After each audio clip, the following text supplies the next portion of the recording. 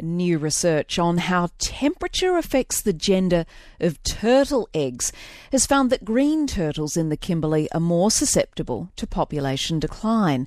The research has been published today in Functional Ecology. That's an international peer-reviewed journal, and it shows that if nests on beaches are exposed to hotter temperatures, fewer males hatch, and the work compared different populations, different rookeries of green turtle, and also different rookeries of flatback turtles in the Kimberley. Dr Blair Bentley is from the University of Western Australia, and he led the team's research, and his study in the Kimberley has found that flatback turtles were more resilient to temperature change compared to the green turtle rookeries. We went out to a few rookeries around northwestern Australia, which, if you've ever been up that way, I mean, you'll know how remote it is. So it was really quite an adventure to get the eggs back to UWA in Perth. So we went out and we collected eggs from nesting females and brought them back to the lab here. Then exposed them to a whole bunch of temperatures, anywhere between about 28 degrees Celsius to 32 degrees Celsius. And from that, we could work out how many males were produced and how many females produced at each temperature. And then from that, we could work out where the switch point was. What did you discover then about flatback sea turtles and their pivotal temperature? So in flatbacks, it's quite interesting. We have about a degree difference between two populations. And this is quite interesting because if you expose them to the same temperature, you're going to get very different numbers of males and females. And so this has a lot of implications for, say, climate change. So as temperatures are increasing, the population that's got a higher switch point is probably a little bit more resilient in terms of maintaining male output throughout the future. So are flatbacks more resilient to potential changes in temperature? That's a very good question. There has been research that shows that they've got a higher thermal tolerance than other species, and also they have different nesting times as well in the northwest. So at Cape Donald, which is on the Northern Territory border, we've got winter nesting, and then anywhere south of about King Sound, it's all summer nesting. So there might be some evidence that they're able to adapt by shifting the timing of their nesting, which might be able to help them in the future.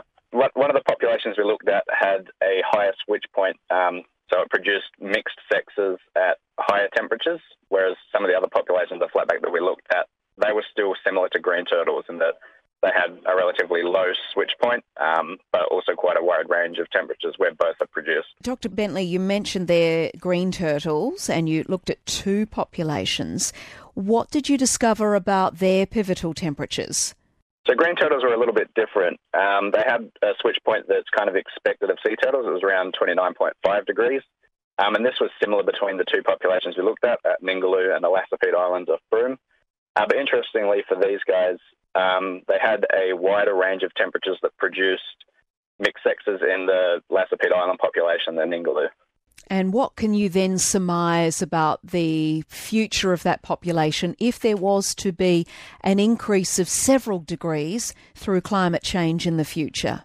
Yeah, so we don't really know exactly what's going to happen under climate change scenarios, but this population that's got the wider range of temperatures that produces both sexes, that's kind of expected to have a higher adaptive capacity because it's going to have a wider range of temperatures where males can still be produced.